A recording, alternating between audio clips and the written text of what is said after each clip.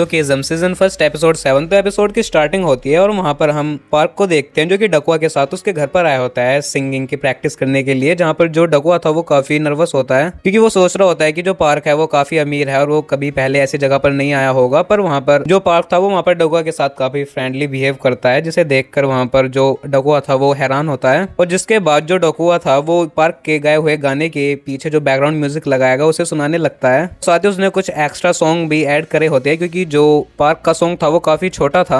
जिसके बाद वो पूरे दिन वहां पर प्रैक्टिस करते हैं और हमें फिर रात का सीन दिखाया जाता है जहां पर पार्क डकुआ से कह रहा होता है कि उसे पार्ट टाइम जॉब करनी है, इसलिए उसे जाना होगा। जिसे सुनकर डकुआ कह रहा होता है कि वो इतना अमीर है फिर भी वो पार्ट टाइम जॉब करता है। जहां पर पार्क कहता है कि वो सिर्फ अकेले रहता है इसलिए उसे पार्ट टाइम जॉब करनी होती है। जिसके बाद वो दोनों जा ही रहे होते हैं, पर तभी वहां पर जो डकुआ की दादी थी उनके स्टॉल पर वो दोनों चले जाते हैं क्योंकि डकुआ की दादी उन दोनों को वहां पर बुलाती है। और वहां पर जो पार्क था वो डकुआ की दादी को काफी अच्छे तरीके से ग्रीट कर अपना इंट्रोडक्शन देता है, जहां पर उसकी दादी पार्क को भी खाना ऑफर करती है। पर पार्क ये कह देता है कि वो खाना खाकर आया है और साथ ही वहां पर थैंक्स बोलकर वहां पर चला जाता है। जहां पर डकुआ सोच रहा था कि वो भी ओबिन की तरह सारे बेचे जाने वाले खाने को वेस्ट कर चला जाएगा, पर ऐसा नहीं होता। जिसे देखकर डकुआ दोबारा वहां पर सरप्राइज फील करता है। उसके अगले सीन में हम ओबिन को देखते हैं जो कि उसी म्यूजिक कंपनी में होता है और उस कंपनी का जो मालिक था वो वहां पर ओबिन को एक सॉन्ग देता है जो कि उसने एक फेमस कंपोजर से लिखवाया था। और साथ ही वो उससे कहता है कि वो इस सॉन्ग को अपने कॉलेज के उस कॉम्पिटिशन में यूज करेगा और हो सकता है ये उसका फर्स्ट सॉन्ग भी हो जो डेब्यू हो। और जिसे देखकर रॉबिन वहां पर काफी एक्साइटेड होता है। दूसरी तरफ हम डकुआ और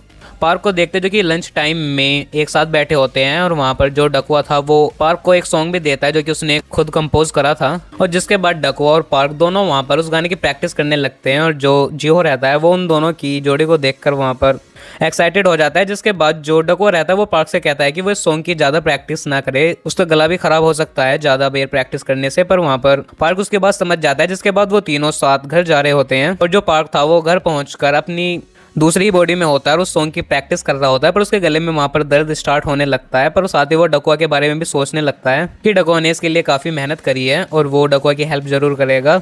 तब भी उसके गले में वहां पर दर्द हो रहा होता है। जिसके अगले सीन में हम पार्क को उसकी दूसरी बॉडी में देखते हैं और वो स्टोर में होता है। साथ ही वो उस गाने को पढ़ रहा होता है। साथ ही वो सोचता है कि अब उसके गले में दर्द नहीं हो रहा क्योंकि उसने अपनी दूसरी बॉडी में अभी एक बार भी प्रैक्टिस नहीं करी। और जिसे सोचकर वो दोबारा वहां पर प्रैक्टिस करने लगता है उस सॉन्ग की। और वहां पर जो पार्क था वो प्रैक्टिस कर ही रहा होता है उस शॉप में। पर तभी वहां पर दोबारा वही लेडी आती है जो कि हमेशा उस स्टोर में आती है और पार्क को मोटिवेट कर जाती है। जहाँ पर वो कह रही होती है कि अब तुम सॉन्ग की प्रैक्टिस कर रहे हो। जहाँ पर वो उसे कीप इट अप बोलकर वहां से चली जाती है। जिसके बाद पार्क वहां पर दोबारा प्रैक्टिस करने लगता है और उसके अगले दिन डकुआ और पार्क स्कूल में होते हैं और वो अपने सॉन्ग को रिकॉर्डिंग कर सुन रहे होते हैं। और जिसके बाद जो डकुआ था वो वहां पर पार्क से कहने लगता है कि तुमने बहुत ज्यादा प्रैक्टिस करी है इस सॉन्ग की और मैंने ऐसा करने से मना करा था। पर पार्क वहां पर कहता है कि नहीं, मैंने इसकी ज्यादा प्रैक्टिस नहीं करी। जहाँ पर डकुआ कहने लगता है तुम जीनियस हो, तुमने 2 दिन में ही पूरा ये सॉन्ग याद कर लिया। और जिसके बाद वो तीनों दोबारा घर जाने लगते हैं और जो पार्क था वो वहां से चला जाता है। जिसके बाद ओविन डकुआ और जियो के पास आता है और उनसे कहता है कि मैंने सुना है तुम पार्क के साथ कंपटीशन में पार्ट ले रहे हो। जहाँ पर डकुआ कहता है कि हाँ। जहाँ पर ओबिन कहता है कि तुम्हारी इतनी हिम्मत हो गई। जिसके बाद वो डकुआ को बुली करने के लिए एक गली में ले जाता है और वहाँ पर उसे मारने लगता है और साथ ही जियो से भी उसे मारने के लिए कहता है। पर तभी वहाँ पर ओबिन को उसके म्यूजिक कंपनी के मालिक की कॉल आती है। जिसके बाद वो वहाँ से चला जाता है और जिसके बाद जियो डकुआ को सॉरी भी बोलता है। पर डकुआ कहता है कि तुमने मुझे मारा ही नहीं तो सॉरी की जरूरत नहीं है। जिसके अगले सीन में जो जियो और डकुआ थे वो पार्क की शॉप में जाते हैं जहाँ पर वो दोनों कहते हैं कि उन्हें पार्क से कुछ बात करनी है। जिसके बाद वो तीनों एक जगह पर बैठे होते हैं जहाँ पर जो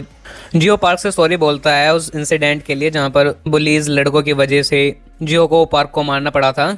और जिसके बाद वो तीनों वहां पर बैठकर बातें करने लगते हैं और साथ ही वो बताने लगते हैं कि किस तरह लोगों ने उन्हें बुली करा था। जहाँ पर जो डकुआ था वो कहने लगता है कि उसने सोचा था कि पार्क भी ओविन की तरह ही होगा, वो ऐसा नहीं है। जहाँ पर जियो भी वही कहने लगता है और तभी वहां पर वास्को आ जाता है जो कि उनसे पूछता है कि क्या तुम सच बोल रहे हो। जहाँ पर वो दोनों कहते हैं कि हाँ। पर उसके बाद वो पार्क से कहता है कि उसने उसकी मोम से उसे पैसे लेते हुए देखा था और वहां पर पार्क कहता है कि जो उसने पैसे लिए थे वो सिर्फ कॉफी के लिए थे।